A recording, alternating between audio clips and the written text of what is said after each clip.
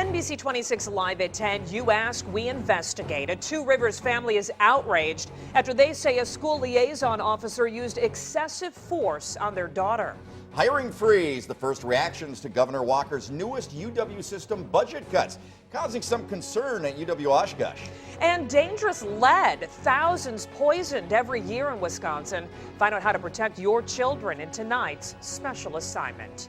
But we begin with your first forecast with Cameron Moreland. The wind is whipping outside tonight. I thought it was wind chill negative. It feels like it. Cameron says, no, it's not, but you thought the same thing when you walked in. I did, but we do know it is nasty cold out there. Yep. Yeah, Mino, the fact that you think the wind chill is so cold just shows you how mild it's been the last couple of weeks, because the wind chill right now is only in the single digits and teens. Just go back 3 weeks ago when we had wind chills in the 20s and 30s below zero. It doesn't feel anything like that tonight across northeast Wisconsin. Now we've got some colder air pouring into the area along with gusty winds and a few flurries. You can see the flurries extend from central Wisconsin all the way up into the UP. Those are associated with some much colder air moving in from Canada. 30 in Milwaukee right now, but it's 15 in Land O'Lakes. What does that mean for tomorrow morning? Well, here's your school day forecast. You can expect a mixture of sun and clouds with temperatures ranging from the middle single digits to the middle teens. We'll call it 10. Back to you. You Ask, We Investigate. A Two Rivers family is irate after they say a school liaison officer used excessive force, knocking their 13-year-old daughter to the ground. So tonight, the family is looking for some answers, wondering how in the world this incident got so out of hand. NBC 26's Raquel Lamal takes a closer look. The girl was trying to leave school when the officer knocked her feet out from under her, a situation the family is trying hard to understand.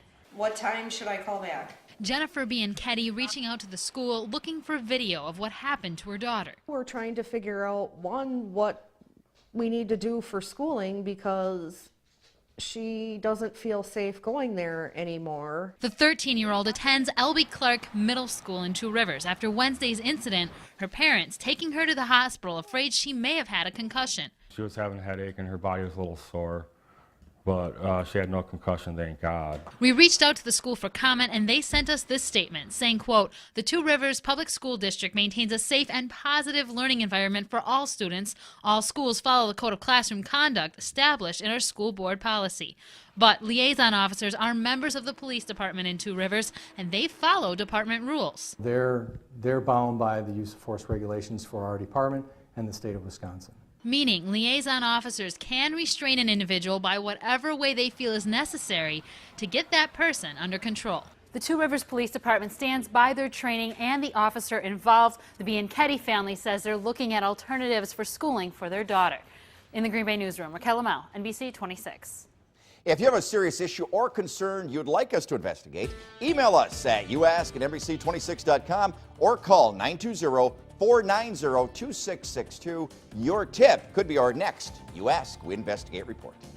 University of Wisconsin System President Ray Cross sent a letter to system school leaders today asking them to start taking money-saving steps right away following Governor Walker's announcement to slash the UW system's funding.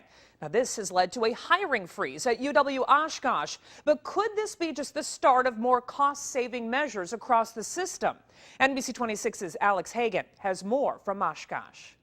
Stacy, in Governor Walker's spending plan that he will present next week, he plans to cut $300 million from the UW system. And if that goes through, UW-Oshkosh school leaders here say they won't be able to avoid layoffs.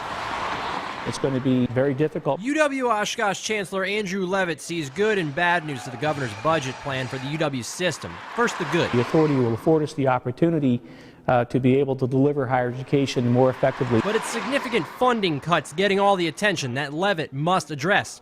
And tonight, it starts with a hiring freeze. We could mitigate the effects of the layoffs by not bringing people in the first place. So it's out of an abundance of caution we do this. The cost-saving measure is a first step, and should the proposal go forward, layoffs will happen. On campus, Walker's plan is not getting any support, even with a tuition freeze. He has all this pull over our education system, and it seems like all of our cuts seem to be the first cuts. We need to be able to hire as many people as we need to push people through school and, have them move forward. It certainly will be challenging. Levitt knows any decisions moving forward will be in the best interest of his students. Now, Chancellor Leavitt plans to hold a budget town hall meeting here on campus to address any concerns from faculty and staff and also to discuss this proposal. In Oshkosh, Alex Hagan, NBC 26. UW Green Bay Chancellor Gary Miller released a statement today about the proposed budget cuts, saying, quote, "I want to join President Cross in expressing deep disappointment with the suggestion by Governor Walker that university faculty and staff do not work as hard as they could."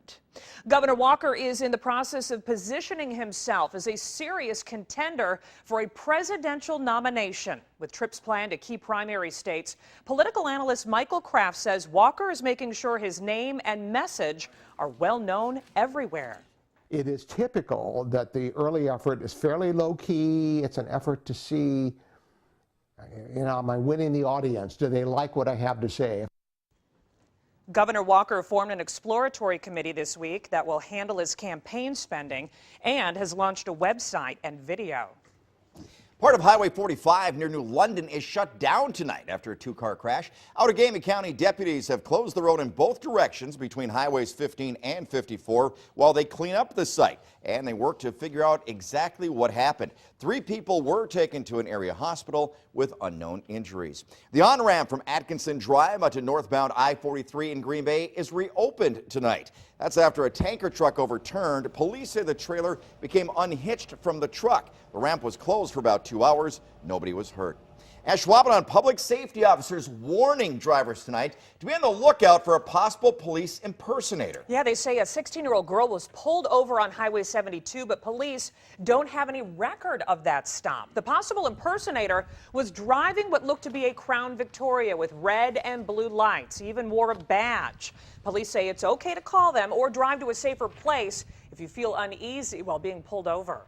You can continue to drive within the law, within the speed limits and traffic regulations to a well-lit, populated place such as a convenience store or a shopping mall or someplace where there would be other people or witnesses.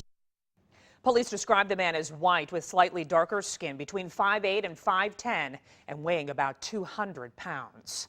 Students at a Green Bay driving school will need to find a new option for classes after its sudden closure. The Department of Motor Vehicles says Excel Driving Center is no longer in operation. The department says it will work with students to find other companies to help finish their courses and get back lost tuition payments. Coming up live at 10, see how your home could be causing your child to have behavioral problems. It's tonight's special assignment. Plus, it's high school basketball with an interesting twist in this game, and that's all for a great cause. And temperatures tonight are running 5 to almost 15 degrees colder than just 24 hours ago. And this is just the beginning of the cool down. Your 10-day forecast is coming up next.